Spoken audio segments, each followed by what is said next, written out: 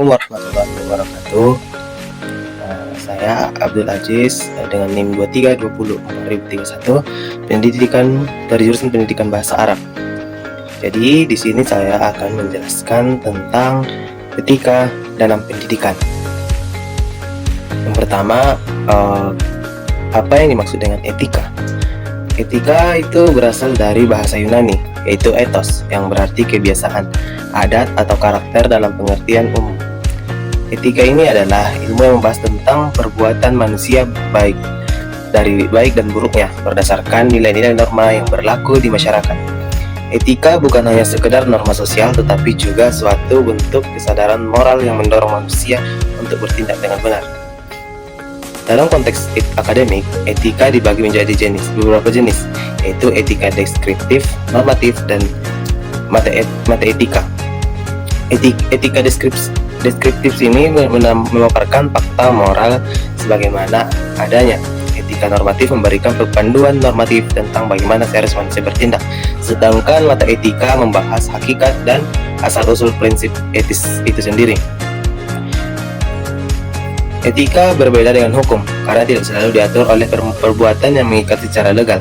Namun, etika memainkan peran yang sangat penting dalam pembentukan kepribadian, watak, dan sikap seseorang dalam kehidupan sehari-hari. Terus yang kedua, bagaimana etika dalam Islam?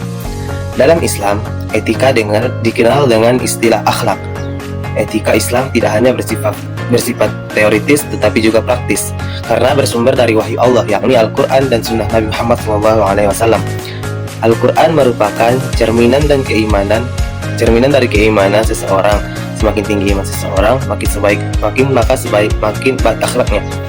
Etika dalam Islam meliputi hubungan antara manusia dengan Allah, manusia dengan sesama manusia, dan manusia dengan alam sekitar. Prinsip dasar Islam adalah tauhid, karena segala bentuk perbuatan yang dilakukan oleh seorang muslim harus dilandasi oleh keimanan Allah Subhanahu wa taala dan kesadaran bahwa semua perbuatan akan diminta pertanggungjawaban.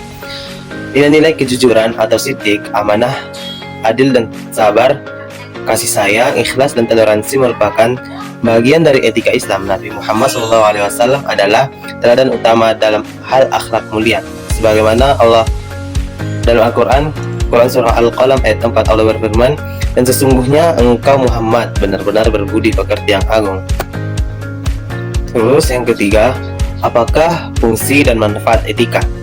Etika memiliki beberapa fungsi penting dalam kehidupan manusia, antara lain sebagai pedoman hidup. Etika membantu manusia membentuk sikap dan perilaku dalam kehidupan sehari-hari. Dengan etika, seseorang memiliki pedoman dalam bersikap terhadap diri sendiri dan orang lain.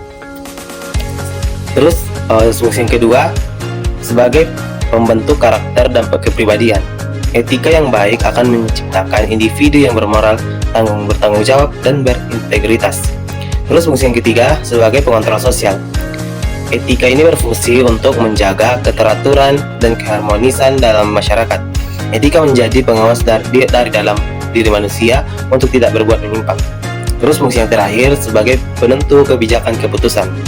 Dalam ranah profesional maupun publik, etika menjadi acuan dalam mengambil keputusan yang tidak hanya menguntungkan secara materi, tapi juga secara moral. Terus manfaat etika ini diantaranya menciptakan lingkungan yang saling menghargai, mempererat hubungan sosial, meningkatkan kualitas hidup, dan menjadikan manusia lebih bijak serta dewasa dalam bersikap.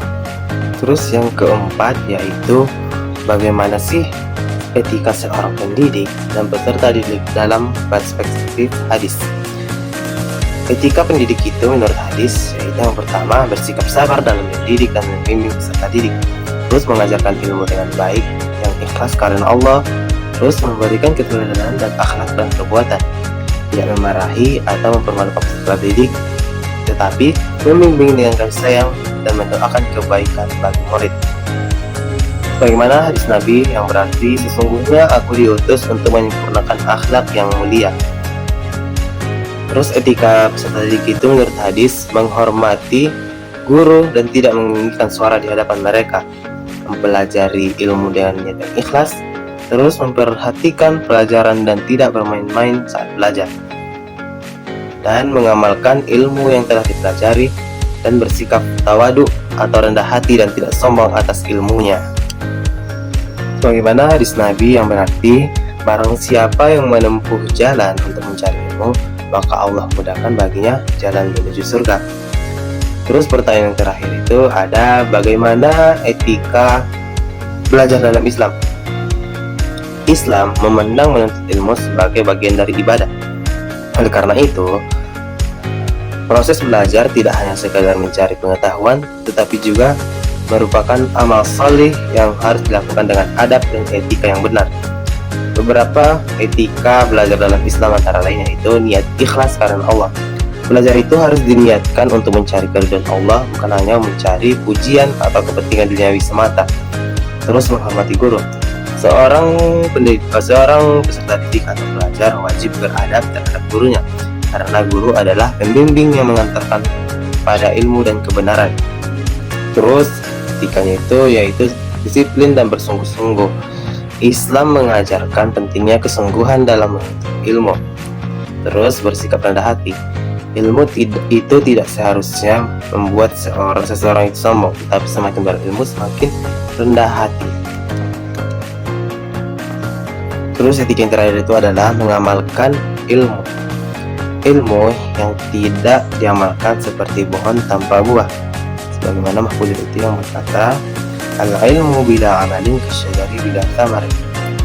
Terus Islam itu menekankan pentingnya integrasi antara ilmu dan amal. Dengan etika belajar yang benar, seorang pelajar tidak hanya akan memperoleh ilmu duniawi, tetapi juga mendapatkan keberkahan ilmu yang membawa manfaat di dunia dan akhirat.